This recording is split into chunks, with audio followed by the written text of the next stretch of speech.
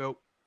All right, guys, welcome to another episode of the Doctrines of Rad. I'm Logan. This is Drew. What's up? And today we got a couple news breaking things for you.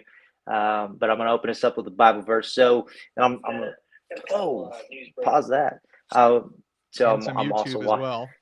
I'm watching us on YouTube as we go live on YouTube. Very nice. But yeah, so I'm reading from the ESV. So if you're a King James onlyist, I do apologize. I'm Get out sorry of for that. here. Yeah, but Genesis 2:18, the Lord God said, "It is not good for the man to be alone.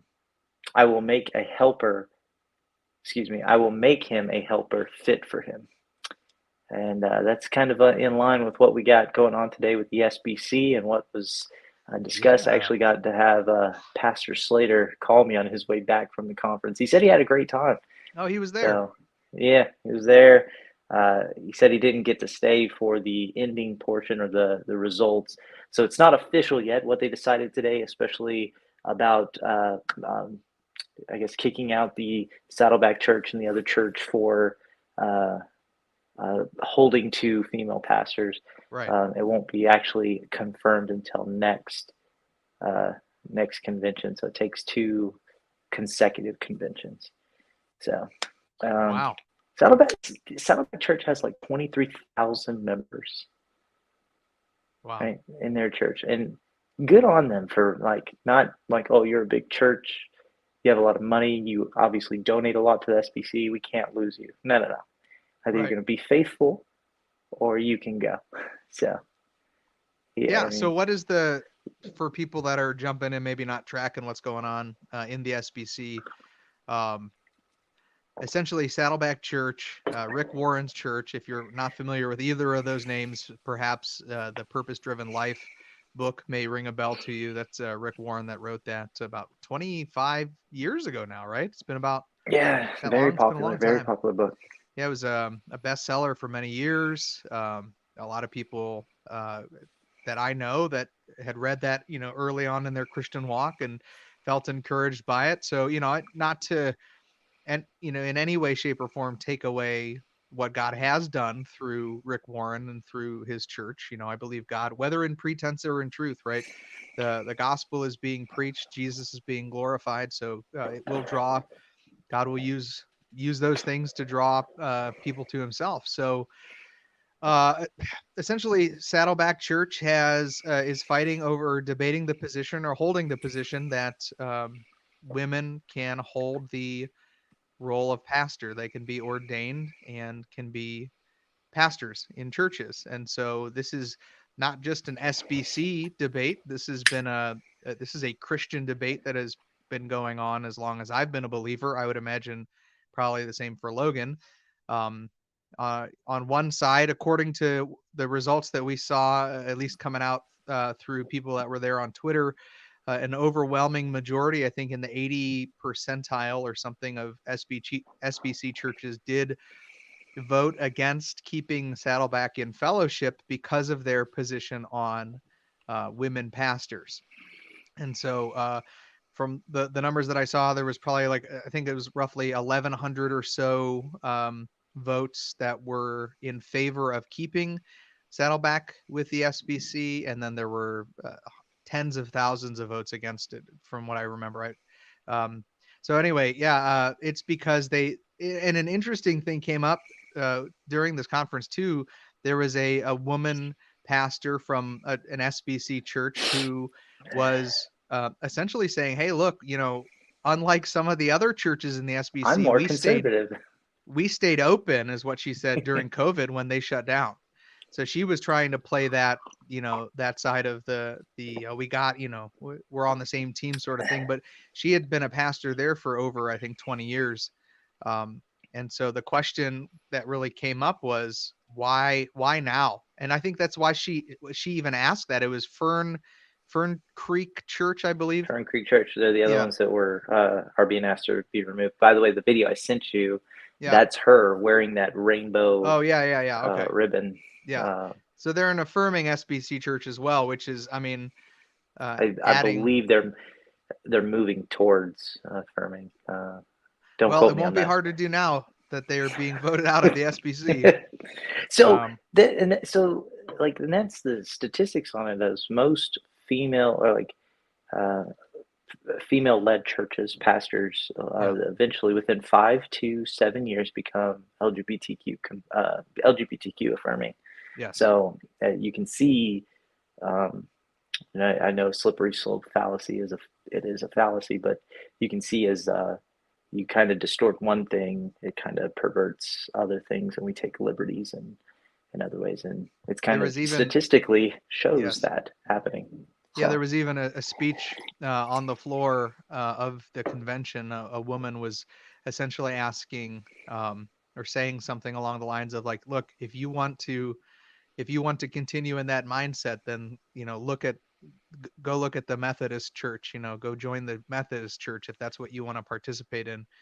Um, because she was making the point that these churches that just exactly look like what you said, that have given over to female ordination and female leadership, have very quickly, in fact, I would say, gone down um, the whole of LGBTQ affirming, trans affirming, abortion is a right, those sort of things. So yeah. I think that is a judgment from the Lord. I think you have to look at that statistically. Like we don't have to be nerds about it, but like what is the majority of the churches that are doing that have allowed women to be ordained and serve as pastors? Yeah, so you see that. So PCUS, so you don't see this in the Presbyterian Church, right? This issue, but you did at one point, right? So the PCUSA, um, we have one right down the street from where I live, Lloyd Presbyterian, which has female elders, right? And Mm, um, they doing all. I mean, I believe that they're also LGBTQ affirming. Then you have the Methodist Church, and its mm. split that is occurring or just occurred, um, which is now moving towards LGBTQ affirming, right? So it started with female pastors, and now it's moving along those lines. And I think it is judgment, right? God turning them over to their desires. So And it's a why is it? sign. Homosexuality is a sign of that happening, of that judgment happening. I think that's what Romans makes pretty clear, that Yeah, you Romans know 1. Yeah, seeing those giving themselves over in sexual depravity is a sign of God's judgment. And I was just thinking this today. I actually posted this on Twitter, but I was thinking more about the rainbow. I was listening to a Doug Wilson thing that he released today. I know, uh, and but it got me he's not a thinking about Baptist, right? was that He's not a Baptist, Drew. I know he's not, but nor am I, my friend. I like staying in the non-denominational limbo that I'm in, because then Okay, I get to reach everybody, the heathens gotcha. and the Gentiles and the Jews. Um, but no, I was really thinking about how, the sign that God gave after a major judgment on the earth Yeah, was the sign of a rainbow, and it was peace to be had on the earth, that it wouldn't be flooded again, and it was a promise from God. And I just think it's really interesting, the the depravity that led to God flooding the earth yeah. was sexual, Pride. it was pride, it was very similar. And even if you want to go the supernatural route, it was the Nephilim were a part of that, because he mentions the sons of God, impregnating the daughters of man. And so if you wanted to even take that route, but it's the same spiritual darkness. And it to me, the fact that they use the rainbow flag um, in order to promote sexual perversion and Yeah, deviancy is really just a giant demonic middle finger to God. I mean, it really is. It's like them taunting and mocking God, being like, "Look at this sign that you said you would use to never flood the earth after that great judgment. Look at you, God. We're going. This sign is going to be the sign of complete sexual degeneracy." And that's what it's become, and it's being pushed outside of our own borders into other nations as well, as a religion, as a thing you must follow and obey, mm. or you don't do Receive business. repercussions. Yeah, Yeah, I mean, if God works in patterns and repeats things sometimes, the mark of the beast could have been a then and another coming thing. You know what I mean? Where it comes to bearing allegiance to the state in order to buy and sell, and that I think the markings on the head signify the complete submission in thought to an idol, and the marking on the hand is to imply complete Your submission in actions. action to the idol. Yeah. Yeah. And so I think that's it seems like that's a demonic repeat. Satan, well, the Bible says that there's nothing new under the sun. And I think that Satan continues to do the same tricks over and over again. And it's at that point now where perhaps the Lord has still bound him to deceive the nations, but we may be getting close to a demonic birth pangs for what may be unleashed, as a final dying breath of demons. Yeah. I was listening to Doug Wilson. He was on a podcast, basically talking about post-millennialism, and basically the question was asked, like, well, what does it look like in this post-millennial view if the devil is released to deceive? Like, what does that look like? And Yeah. he basically described it that there is a camp of post-millennials who believe that there will be this uprising against the church one last time that will be quickly squashed. Yeah. Um, so, I mean that that That is makes sense.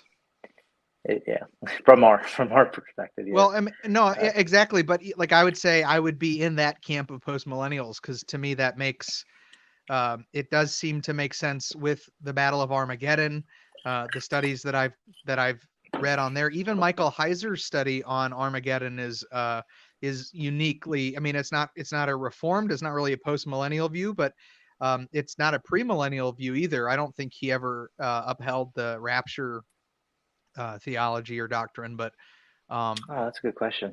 you I'm know not he sure. he makes a he makes a good argument that the battle of Megiddo is actually it's not going to be the valley of Megiddo where most people have said over the years, because Megiddo is a mountain, and in Revelation it talks about Mount Megiddo.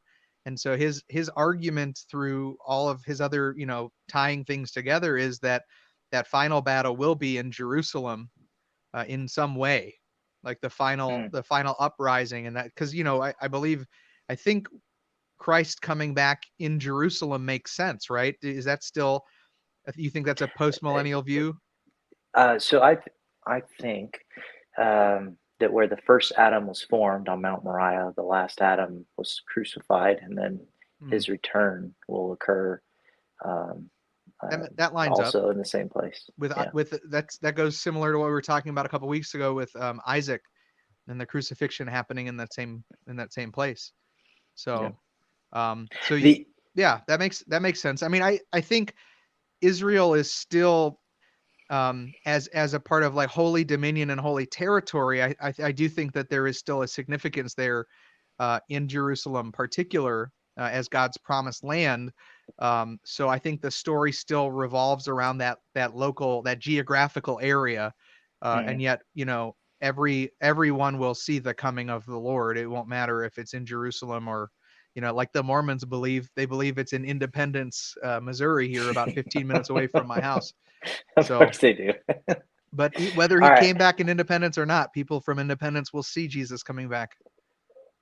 So I got a question for you. So all day today while working, Yeah.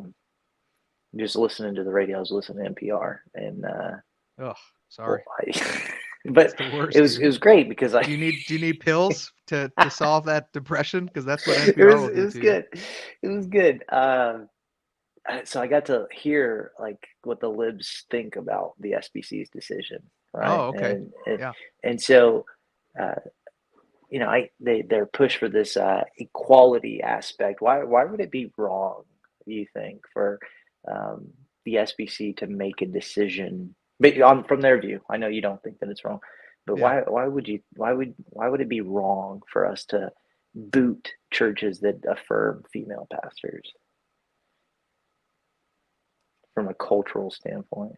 Well, from a cultural standpoint, I could see that being, more fuel to the fire for the intolerance view of Mm. Christianity, the Yeah, that's really bigotry. what they were pushing.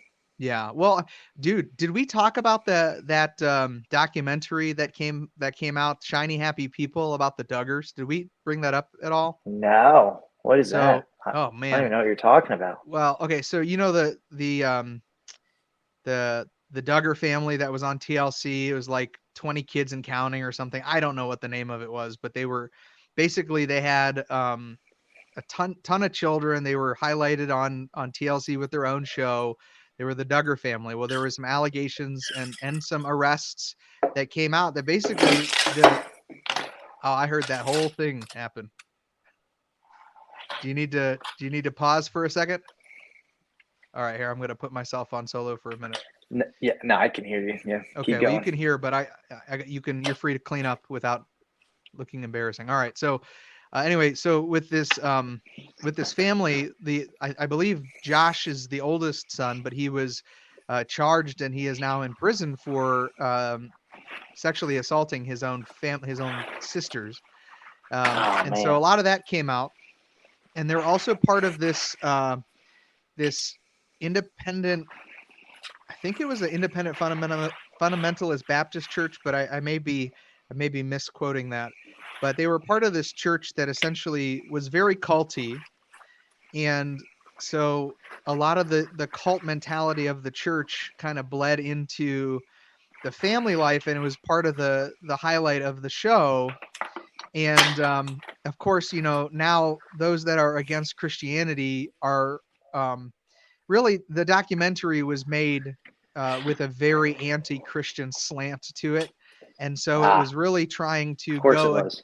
it very much so. Like it was really trying to go against the idea of Christian nationalism because they were saying that these kids, were raised up and they're taught debate and they're pushed to go to run for Congress to be a part of, um, the Senate and being a part of politics, and so they were kind of trying to make it sound like this was like a militant Christian group that was trying to quote unquote infiltrate the government and raising their But children to do that so that they could but when the bring. secular world does it, it's just education, I Well, guess. that's the thing is like, of course that's what that's what the accuser does, right? The accuser, um, he he very much blames people for doing the very thing that he does. I think that's what we see that in politics all the time.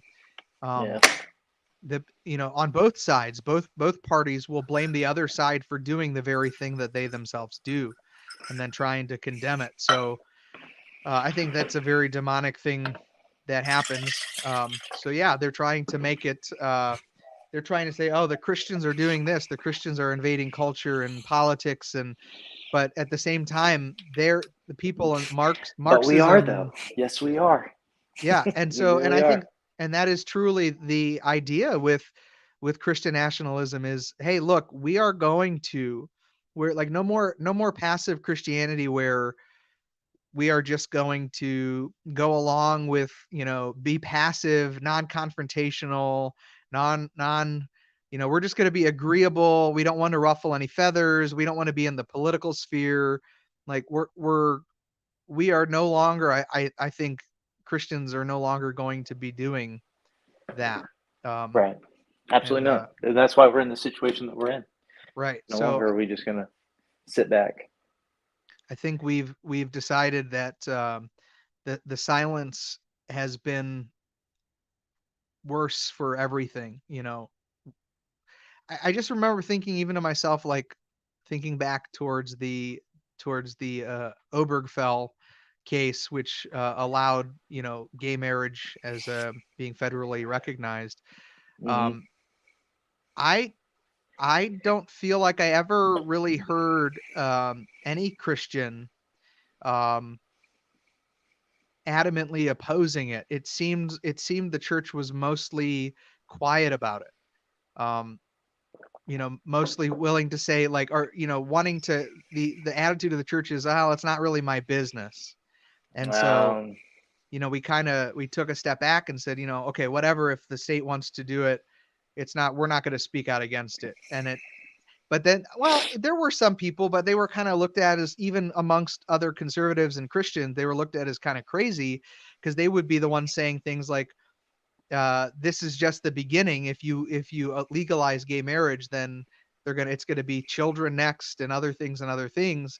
And we really have seen proof of that um, with even as of recently with all of the. Did you see the trans TikToker that got banned from the White House for being topless?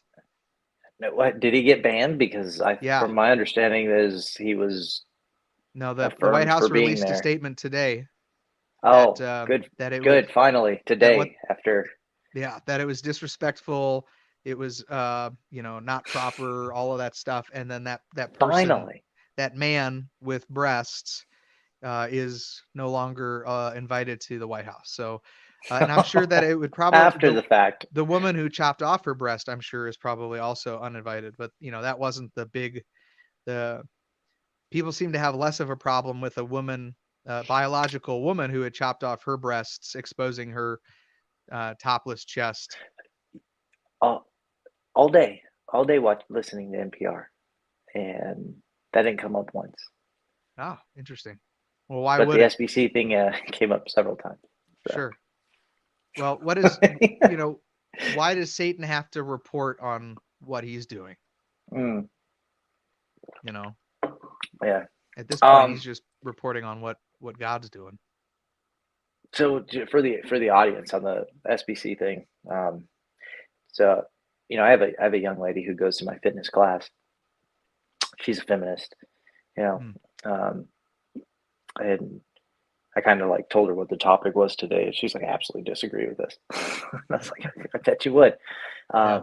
But here's why it's not wrong, right? So the biblical feminist movement arose in the 1970s, 1980s, and the term complementarianism came out as a defense to just give a term to historical understanding of the roles of men and women that complement one another. And Hmm. orthodoxy believes in male headship, right? So the SBC is only getting heat for this, which isn't new to the church, right? Catholics, high church has male headship, right?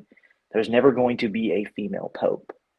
Um, Well, not yet, anyway. so, well, yeah. So complementarianism basically describes that there is a role for men and a role for women, and they complement one another, but they don't need to they're not interchangeable, and um, and I agree with that. Right. I believe in male headship for households. I think, and we were going to have Pastor Todd on tonight to talk about what he's been doing at his church. Um, and I really wanted to focus in on that. So hopefully we get to have him on next Yeah. time we meet. But basically, what he's been doing is he's been focusing heavily on leading his night baby. I love you. Aw, good night. Here, say good night. Say good night. Hi, Sailor. Good night, cutie pie. All right. Um, but it was really cool. So he roofs with me now. He's bivocational, so he roofs with me and then he preaches. Yeah. Yeah. So he's living the life I want, man. um, but basically, he started investing a significant amount of time into the men in his church, Hmm. and he started seeing growth and change in the women and the children in his congregation Interesting. just by investing into the men.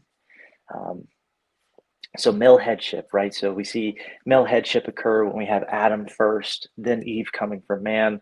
The decrees are giving to Adam, not Eve. The curse begins with Adam.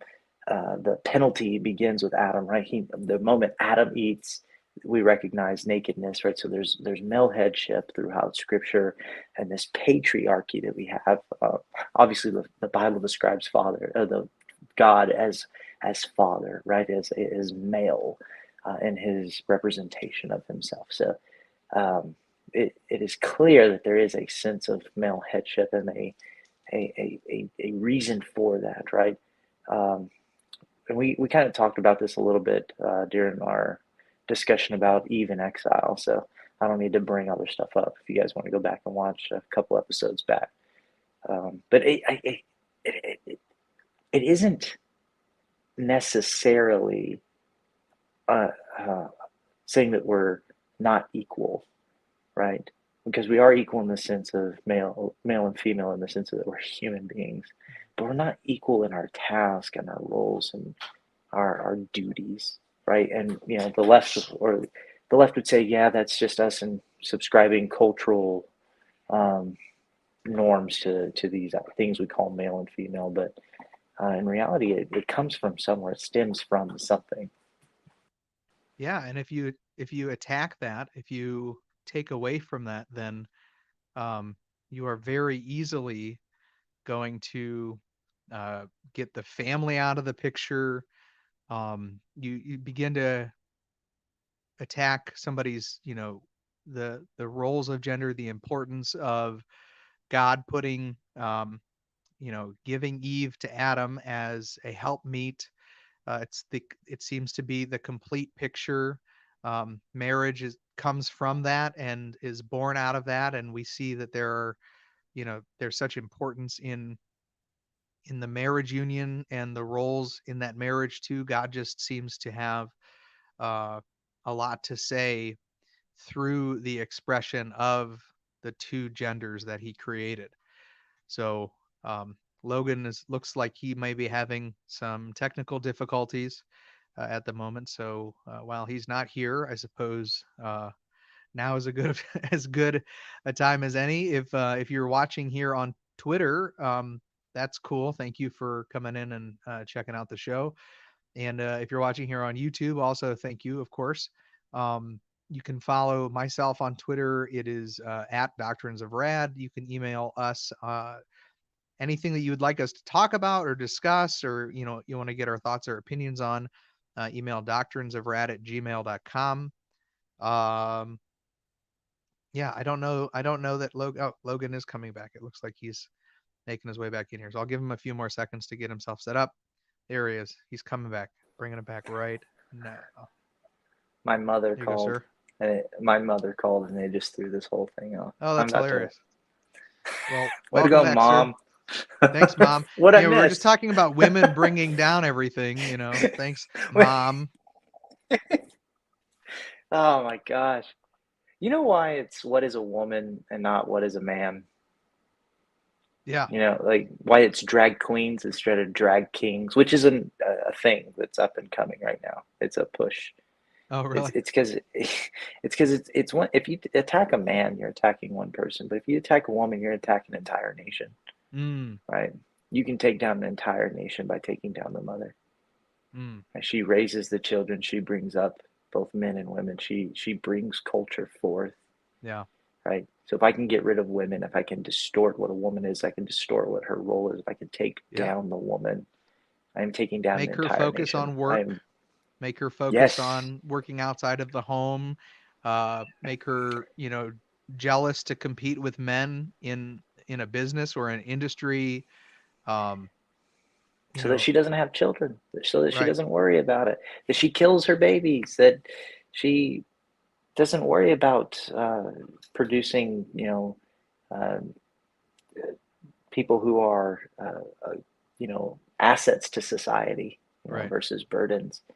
Um, I mean, the statistics of actually, if you ever look at the statistics of a single mother homes versus single father homes, and stark difference between the children. Sure. You know, um, it's if you can attack women, you can take down a nation, Yep. and Marxism is doing that. I think the devil through Marxist So what's the uh, tie-in then with the drag queen thing, you think? What's the spiritual tie-in there? so there it's um, men wanting to become like women instead of leading women, right? So men have taken a back seat and have taken on the role of women, um, to the point that women are now being forced to lead men. But guess what? It doesn't. It's not working, Mm, right? It doesn't work, because women have a different role. They're tied to emotions differently than men are. They don't. I mean, I know that sounds misogynistic to anyone that doesn't understand our worldview, but women are designed to to do things differently within a household and how you Sure. nurture and raise children. So men are women are being attacked, and one of those things is through, like, for example, right, trans women in sports. You're destroying women's sports. It's Yep. gone. It is no longer a thing, right? Uh, Dressing up as women, drag queens. You're destroying women Women's beauty. presenting themselves, women's beauty. Yeah. Right? It's now something else, something other than, something different. Yeah, it's fake. It, it has been altered. Um,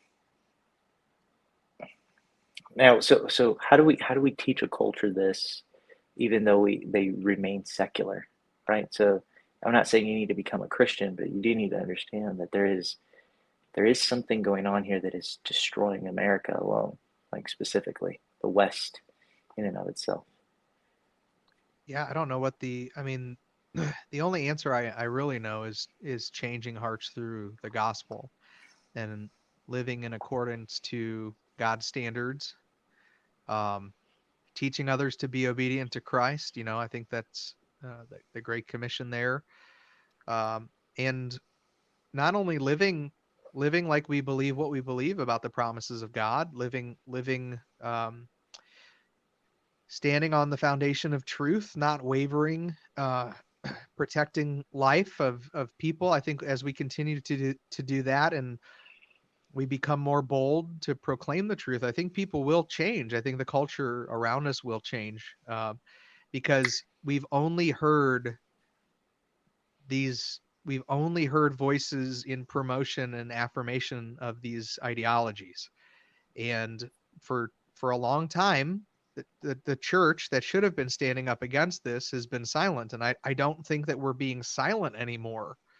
And so, but more pastors need to see the importance of their role and how they live and the example that they set with their congregation and what they teach.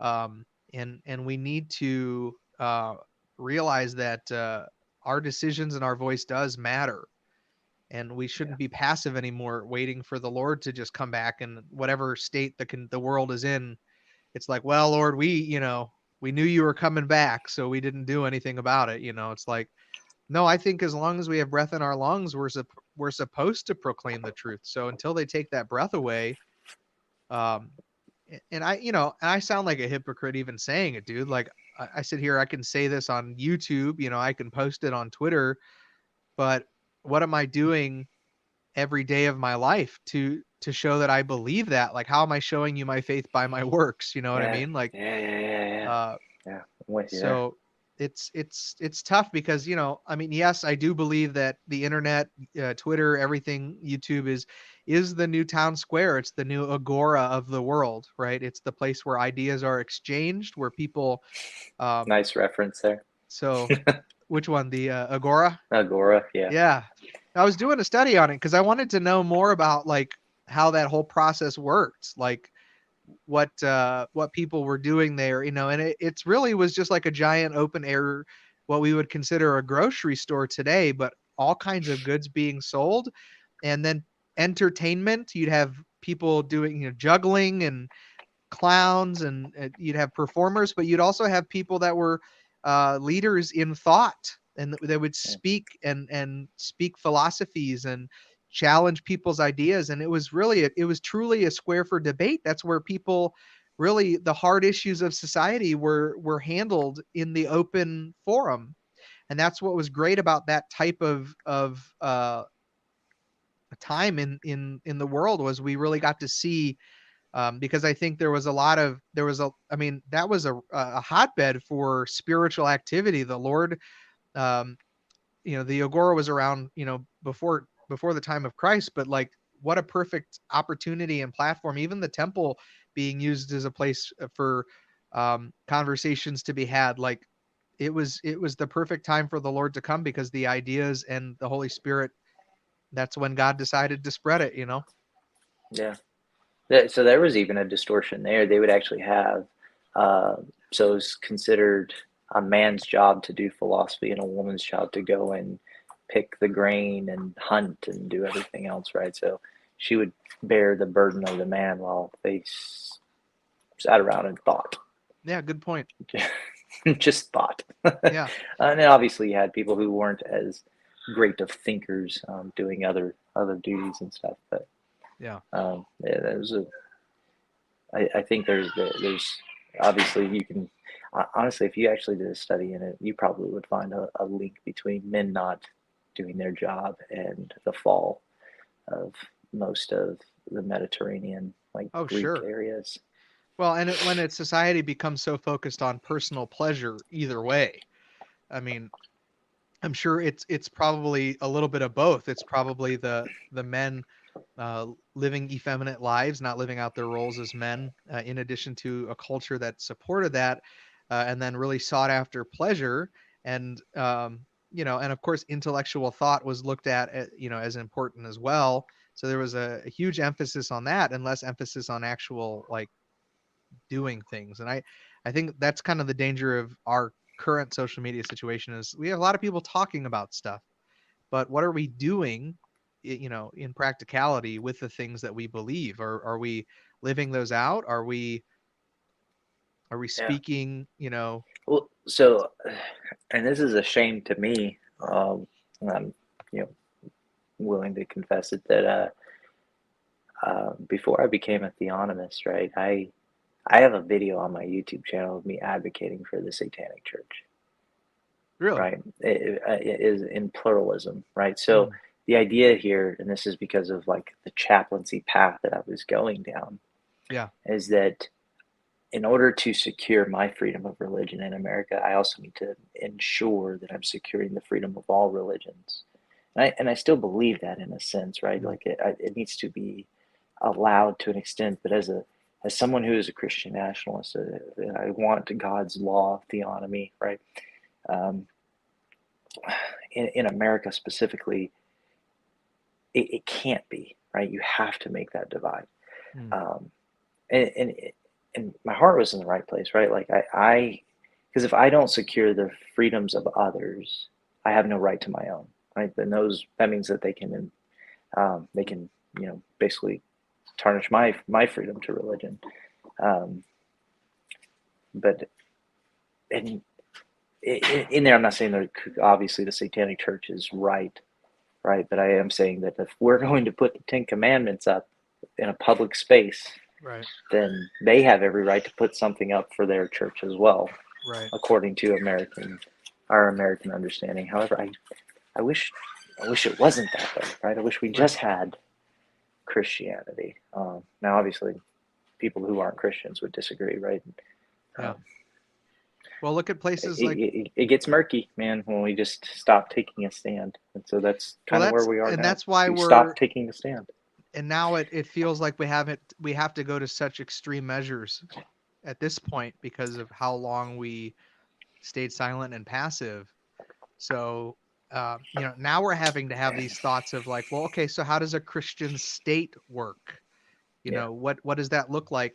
How do we secure the freedom of others to worship their deity? Uh, and yet, how do we maintain, our moral law that we know comes from God? So, I mean, it's it doesn't seem like this is likely without, unfortunately, some sort of conflict. And that's, I think, my hope is that that's not necessary. But the way that everybody is so amped up and there's so many different sides of this, and people are committing to violence, yeah, that does worry me that that may be the result. yeah. My non-prophetic prophecy, yeah, is that we will see a climax of some kind. And one second, You're good. So we will see a we we climax. we will see a climax of some kind in the future where these two worldviews are going to clash, and one is going to give way. Now, what that climax looks like, whether it's war or policy or maybe separation, but there is a potential for this to lead to civil war on the backs of abortion. Right? That Yeah. is the cry, the same way the abolitionists cried for. So many other things were occurring during the time of the Civil War, right? It wasn't just slavery. But on the backs of slavery, this war was produced, right? That we were willing to kill brother against brother. Right. Um, God, it's like everyone wants to be awake. It's like we do this at 10 o'clock for a reason. So my daughter didn't go to sleep till like 3 today and stayed asleep till 6. So this little girl's not going to bed anytime soon. No, it's okay, man. Don't worry. We're like Apologia Church. We have kids in and out, running around, making noise. It's all good. They're a part of the family. Now, so I mean that climax, whatever that's going to be, but there will be a clash of these two worldviews, Yeah. especially if the Christian church is now willing to push back and say, you know what, it's not working. We sat back and we allowed you guys to do these things, and perversion leads to more perversion. Look at what's happening in California. They just I don't know if they pushed a bill or what it is that's going to be affecting the law, but basically it's going to be considered child abuse if you do not transition your child. So you can't tell me that there are not going to be parents that are gonna go to violence in some way. Because I mean, over my dead body, come and try to take my right? daughter from me. Over There my was dead body. a woman I just watched a video earlier on Twitter. She was speaking to some sort of government entity. I suppose it looked like a board of some kind, but her daughter um, was basically taken from her and given hormones against her parents' wishes. And then when they finally cleared the case and the daughter was given back, it was too late. She was already basically, in full on her And they got mental away with illness. this? The girl ended up kneeling down in front of an oncoming train and committed suicide. So this was a mother that was out there advocating to stop this insane thing. So uh, I don't know that words are gonna work, dude. Like I just don't know. I just see this hitting a tipping point. Something needs to be done in society, and we need people in whatever leadership we have left in this country to stand up and say, um, "What's up, Brett?" Well, Stand so, up, so here's another thing that needs to happen, right? So if Christians are going to make this stand, and we're going to like, I associate with the Christian worldview, and I'm now going to take a stand with this Christian nationalist stance, or at least push back, right? Y'all better start living up to what you believe in, yeah. I mean that right? really means Don't make going the to jail, church look worse, right? That don't make right? the church look worse in the process. You're advocating for X, but also sleeping around on your wife, Right. right? Beating your children, Because they're gonna look for hurting every your little families. thing, right? They're gonna look for To every little just thing to point accuse that you. finger back at Yeah. us. Yep. So no, you're absolutely right. That's a very important. Um, the devil will try. He'll do whatever he can. He's the accuser of the brethren, right? I mean, he's gonna do everything in his power to expose your works. But if you are truly relying on the Lord and faithful and standing up for truth and with your whole heart, knowing that to live is Christ, but to die is gain, like Yeah. the Lord will get glory out of that. And um, I think we have to really, I think this next season, at least for me, is learning how to let go of loving my life. And that's I feel like that's something the Lord has been kind of showing me is like, because if you love your life, you will lose it. Yep. Uh, and I think even with my own children and my own wife, I think about it, man. I mean, what are my prayers focused on? Praying for their safety, thanking the Lord for them. Like they very easily can become a part of loving this life.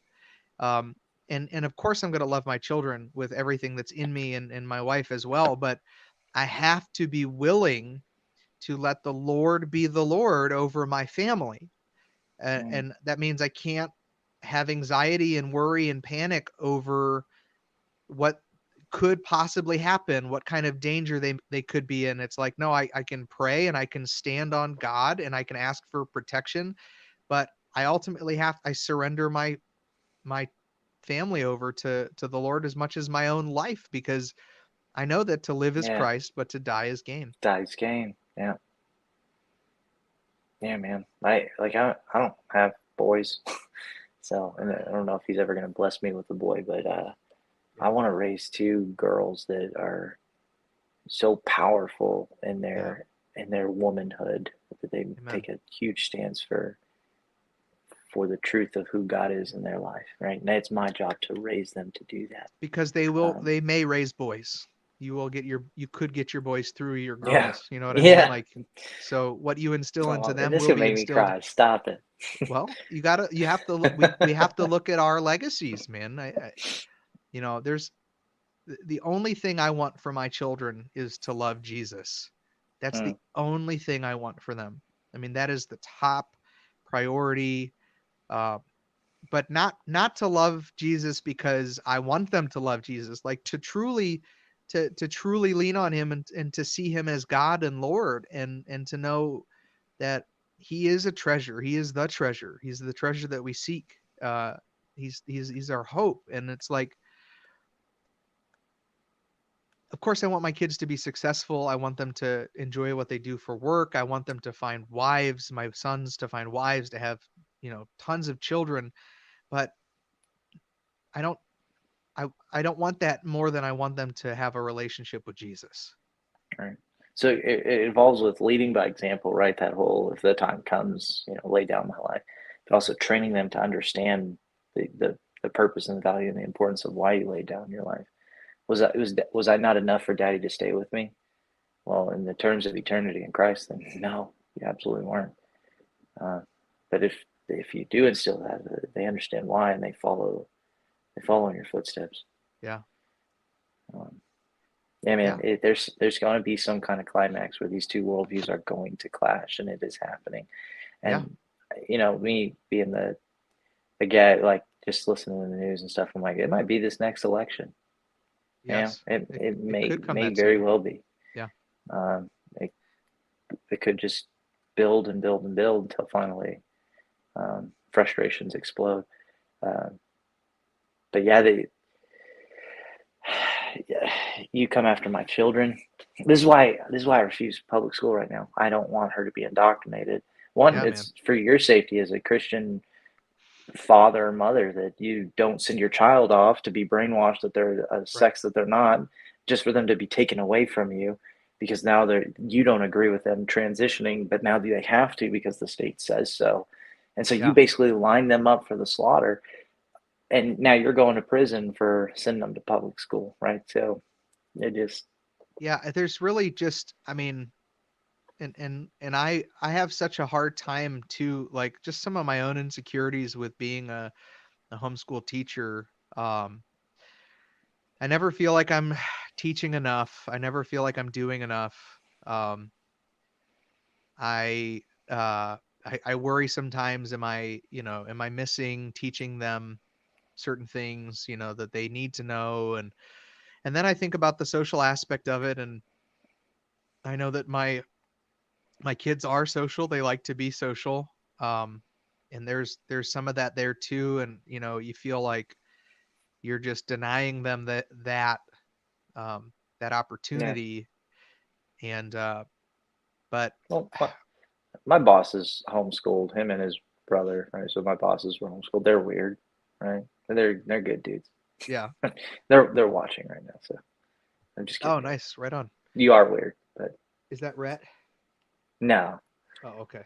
I'm assuming they're watching Oh, without well, actually entering the studio. yeah.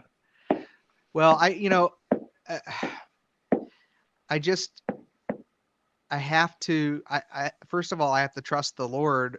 And I think part of that is also realizing that, like, the social settings, the type of social settings that they would have in a public school are they're just so full of, it's like so many people pouring their own recipe into the soup, you know. You're going to get, a minestrone, you're going to get a kale, you're going to get, a chicken noodle, and at the end of the day it's all going to taste terrible because, there's everybody's dumping in their ideologies and stuff into your kids. And Yeah. But I mean, you turned out fine, right? I mean, In a yeah, but way, it I potentially went to, helped.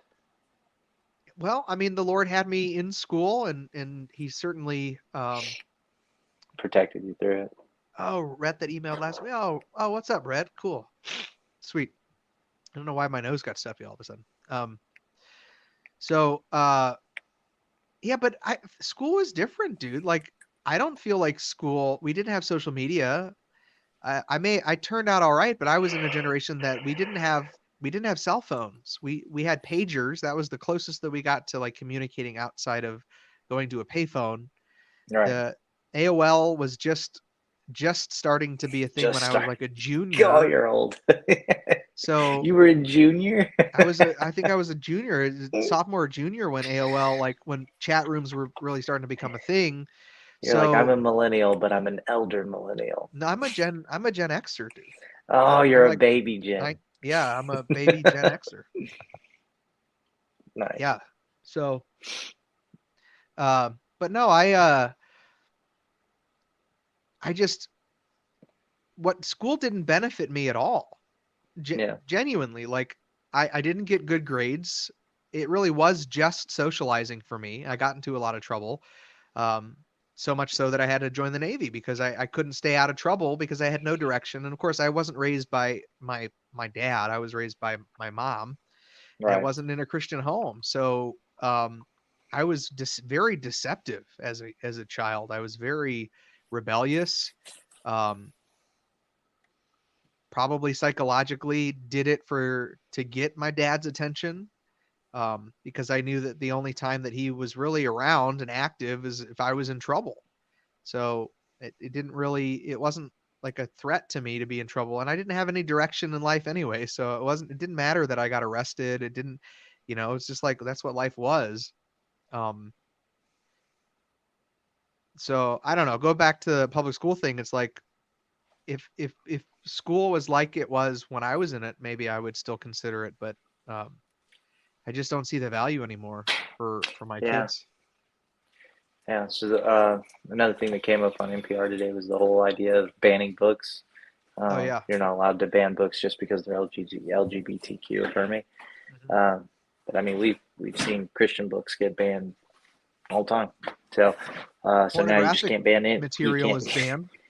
Yeah, like so. For example, the one that was on "What Is a Woman," right? It's literally a cartoon caricature of a couple having sex in a Yeah, bed, and yeah, that was for ages 5 and up.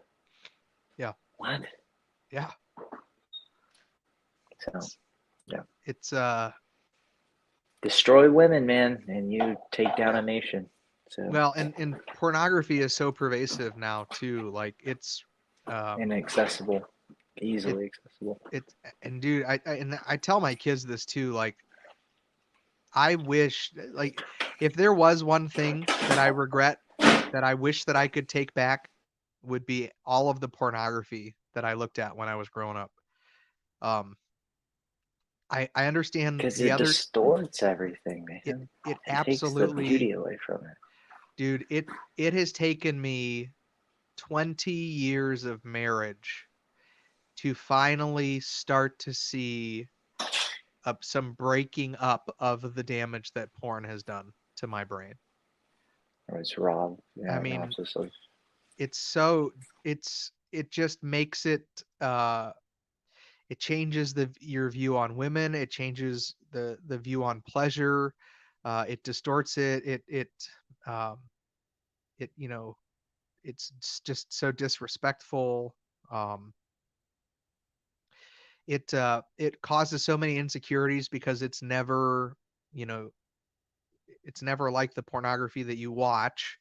And then as you watch pornography, you don't ever feel satisfied. So it may start as something innocent, like softcore something. It may start as like a Victoria's Secret, even something along those lines. That's what it was when I was a kid. I'd get my mom's Victoria's Secret magazine to look at, because they were all in yeah, lingerie. And so it starts there, then you're not satisfied. So then you look at the softcore stuff, then you go to the normal, I guess normal core, stuff, And and then you that's go to not feet, and you're satisfying. just looking at these And then feet, and you're like, these are some great feet, if only it stopped at feet for people, right? Yeah, So yeah, yeah, I mean, and then you have a culture now where young women don't have to work; they can just do an OnlyFans and show themselves for money and without having to yeah. have any goals, dreams, inhibitions, or anything. They just What a show it double off. standard that is too. It's Right. we're willing to praise the woman for selling herself, but condemn the man that looks at her, right? And I'm with that. Let's get rid of it, right? Like, and let's condemn those men. Yeah, they Um, said the sexual freedom was prostitution, women being able to prostitute themselves. That's true sexual freedom. Like that's so backwards and opposite of reality. That's just part of the feminist movement that is just continues to pervert the truth, man. yeah, Because women do have value and they have specific purpose. And I don't know if it was decades ago where the emphasis was, well, women could be like men, they just haven't been given a chance. And it's shown over history that that is just not the case. yeah. Um, it Pornography has robbed me of like the beauty of my marriage, Oh yeah, both past, present. Like it just is. It's adultery. yeah. It is adultery. Did you hear about on in Jordan Peterson's like Exodus, where he's talking to that Jewish rabbi? I think it's Prager. Oh, Can't okay. remember. And he's basically saying adultery is not a sin, Oh yeah. Well, or he's pornography is not right, a sin right, because right. Yeah, adultery is not a sin. yeah. 613 laws, adultery isn't one of them. Or lust. Sorry, not adultery. Lust. Excuse me. Yeah, Lust. lust. Sorry. It's like, Yeah, because but lust is because they not a were sin. saying, well, lust is adultery. That's what Yeah. Jesus And he's like, says. that's what Jesus said, but that's not what the Bible says. And it's like, well, we can care to disagree there because your lust is um, leading to something, or it leads to some kind of thought. But he was I basically think advocating, Shapiro had I'd rather something a to man. talk about that too. I think he Did he had him actually on. say something? Yeah, because I think he He had a disagrees with response. Prager. Yeah. Yeah, because he was Well, I like, know. you're gonna go ahead and agree that it's okay for a man to look at pornography. Um, there's so many other things going on that like these women are going to hell. These men are going to hell, and you're, you know, Yeah. Well, what do people you have do? their How agendas. do you, how do we help fix that? Right? Well, and yeah, not even just the fact that their soul is damned, until they meet Christ, but the fact that it's so destructive to society. And a lot of these women are sexually trafficked. um they're doing a lot of this against their will. They're staying hopped up on drugs. They're not able to escape it, so there's a lot of human trafficking involved in that. So even just the promoting it, even if you're never going to watch it yourself, if you're okay with that happening, then you're advocating for the continuation of that type of evil. Yeah. So, and that's something that I had to kind of get through my head as I was really going through my um, cleansing of getting rid of pornography in my life. Was a thinking about the fact that I have a daughter now, and that these Mm, women are someone else's daughter. And so how would I feel? How disgusted would I feel if it was my own daughter put in that situation? And the other one is the I could be supporting human trafficking. Like I just when you start to look at pornography in that way, I mean, yes, it's abominable, it's terrible. God detests it. It's a sin, but it also has these earthly consequences for your own self and yeah. for the people that are participating in it. Like we have to take a stand. I think pornography has wrecked the church and wrecked so many Christian men that could have Uh, been standing strong on against some of this evil today. Here, quick Google, right? So we can just go there.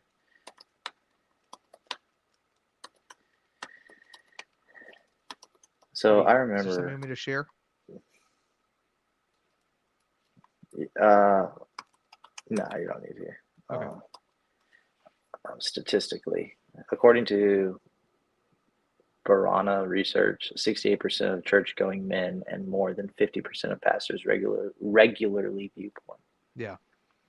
It gets a grip on you. It has a stronghold. It distorts Yeah. things. It tugs at whatever that is. Like it, it has to be demonic, right? There's something more than what you're just viewing from a screen. So Yeah. John MacArthur basically gives this talk about the sexual revolution, right, and how it led us to gender fluidity and intersectionality. And basically, Hugh Hefner and the pornography becoming less and less taboo, right, through the sexual revolution, and as Yeah. it moved through time, it became, we started putting it on TV, and it became easier and more accessible and more recognized. Eventually led to the homosexual movement, eventually led to the trans movement, eventually led to the intersectionality and um, just gender fluidity movement to where we are today, perversion leading to more perversion. Yeah. We play a role in that. My sophomore year in college, I remember my professor showing us a clip, and there was a 14-year-old girl, and she was dolled up to look like she was 18. Mm. Um, and the guy takes her into a hotel room. She gets dropped off to him, the pornography Hmm. videographer or whatever. Yeah. And she gets dropped off, dolls her up to make her look like she's older than she is, and has his way with her, right? Like, Yeah. obviously, that portion of the documentary we don't see.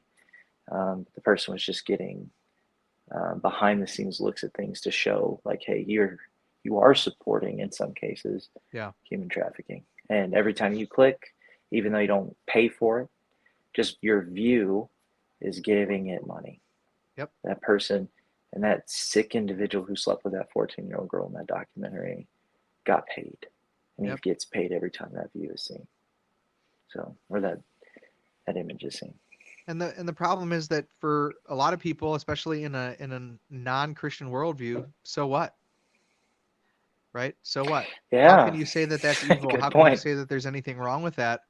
And that's the problem with this postmodern atheistic, secular society, is that there's no more standard to appeal to. So it's not wrong. So yeah, sure, maybe unfortunate for that girl, you know, but that's her lot in life. That's just the way it is. There's nothing objective to say that that's inappropriate or wrong. And we're at the point now where people are making arguments in favor of that sort of thing. The pedophiles, which people will try to change the name and say they're minor attracted people. It doesn't make it any worse or any better. Um, they Yeah. they're advocating now for that too, and now they have an argument and a platform to stand on because there's no objective morality to appeal to. Yeah, there was a naturalist kind of called in and had a discussion with Jeff Durbin, Mm. and he's basically making a case for it. They were talking about like a tribe that just eats people and cannibalism. Is it wrong? Right. Um, and the guy basically said, like, I guess it would be the only thing that would be wrong if they didn't clean their plate because it would Mm. be wasteful, right? At least he's consistent, but like that is where that leads to, right? When there is no understanding of the Imago Dei and that God is actually the moral authority That's over right. creation.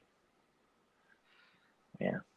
Well, that'll do it. We didn't talk about Starbucks, but I'll just drop it in real quick. Starbucks ended up paying 26 million to one of their managers that they had fired after Yeah. the incident that had happened, I think in New Jersey, where two black males were in a Starbucks and they weren't paying for anything, and so I guess they got asked to leave, and so they made it a race thing, and so I guess Starbucks fired a bunch of managers that refused to fire white people. So it was a race related thing, and she basically won her lawsuit and is going to get 26 million from Starbucks for being fired because of her race, for being That fired was an because she was expensive white. lesson for Yeah. Starbucks to learn. Well, Starbucks has also just recently, with some internal memos that have leaked, I guess some of the workers' unions have been complaining because they've been pulling down Pride merchandise and Pride celebratory things from the Starbucks,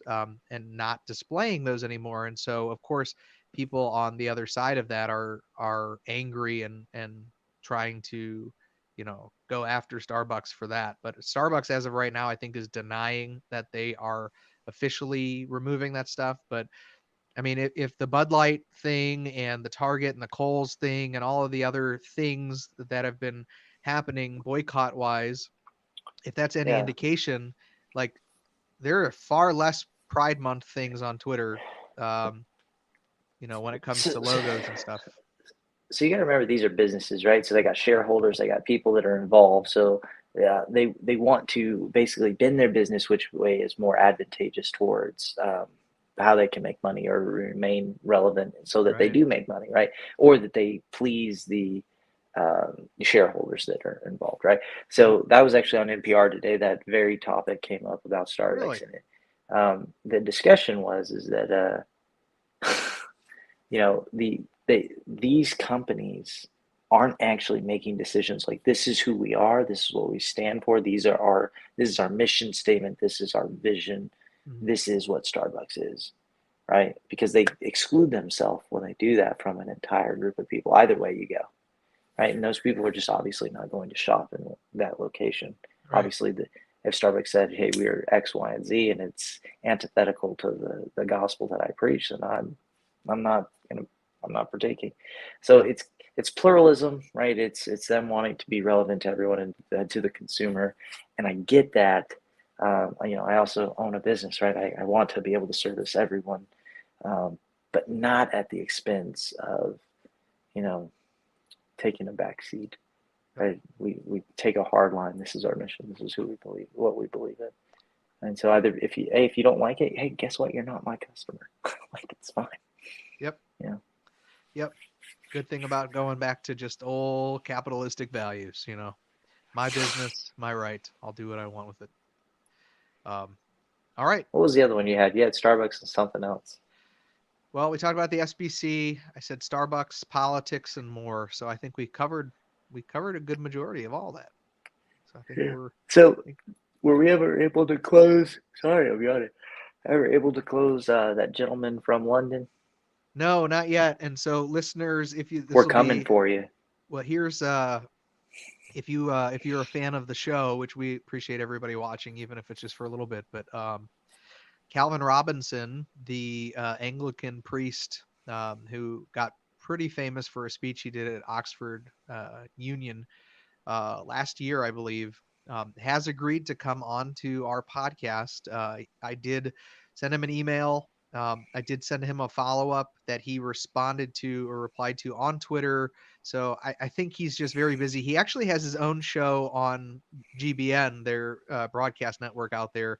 So he's a busy guy. He's probably got stuff going on. I don't know if and when. It may be one of those cases where he has a short amount of time and we're Hmm. gonna have to rush to try to get on with him at that time. But either way, man, it just the thought that he replied and would be willing to, I think, was pretty awesome response. So You know, Doctrines of Rad has had a ton of pretty significant, like we've had some pretty significant guests come on the yeah, show, right? And even if they aren't significant in the fame sense, um, they had some pretty good information oh to yeah, give on a lot of things. So we've been pretty blessed with who we've had actually watch and attend the show. I So totally agree. Yeah, absolutely.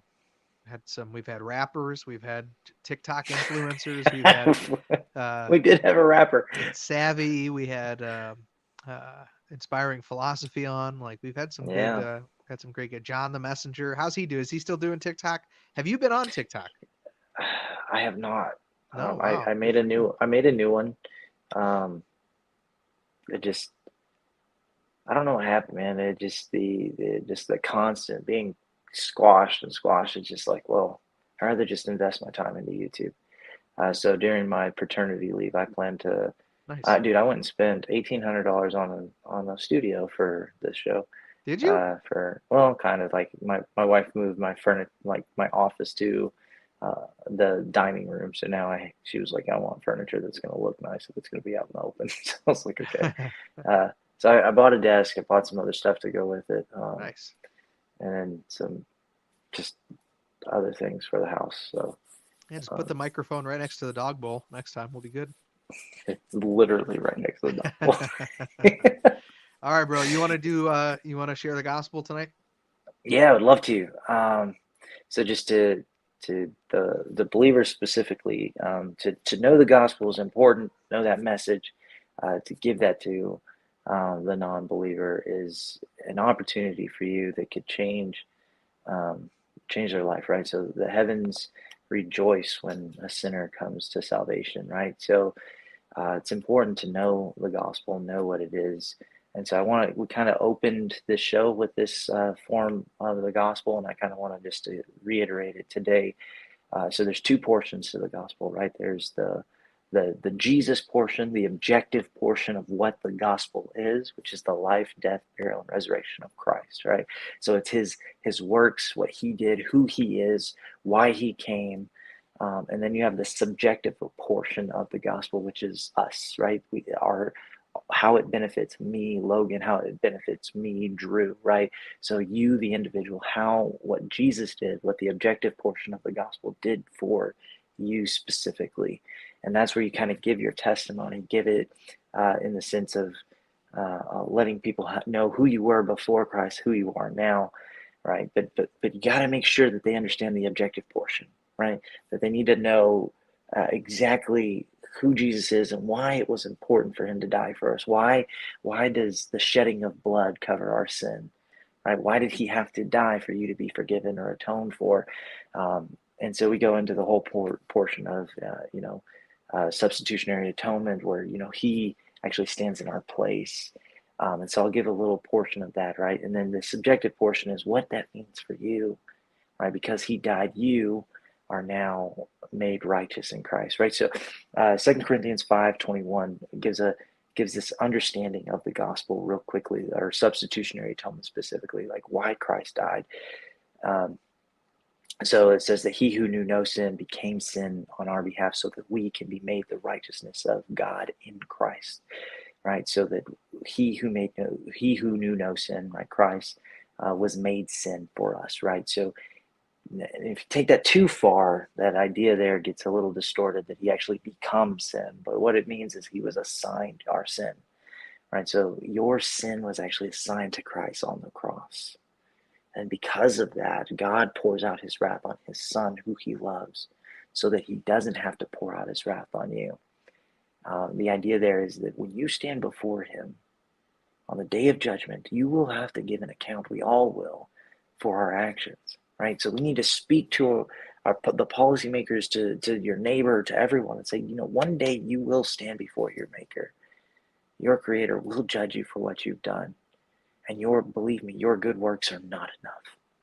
But luckily, what Christ did is enough. And he will clothe you, and he will cover your sin. And he won't see your sin, but he will see Christ and his righteousness and his perfection. And that is important, that you have to get that across to the non-believer. Faith comes by hearing, and hearing by the word of God. And you have to let them know that they are loved by God, loved so much that God died for them to be made right and reconciled with him. I don't know. It's too much, Drew? I'm sorry. No, I think that's good, man. At the end of the day, guys, if you haven't submitted your life to Christ, do it. And you can do it in any way. You can talk to the Lord. Do it now. Do it now. Do it now. Send us Do it. $50 first. Yes, and we'll send you a prayer cloth with our names engraved in it. But yeah, all right, guys. Well, that'll do it for the show. Episode 38 is in the bag. Rhett said it was solid, man. He said that was a solid gospel. He liked it. So there you go. There's your feedback, Logan. Thanks, bro. The feedback you crave, right? No. Yes. All right. Well, we love you I need guys. that affirmation. Thank you Thanks, for bro. hanging out with us tonight. And we'll catch you guys on episode 40, Big 40, coming up 2 weeks from now on Wednesday. Love you guys. Good night. Doctrines of Rad out.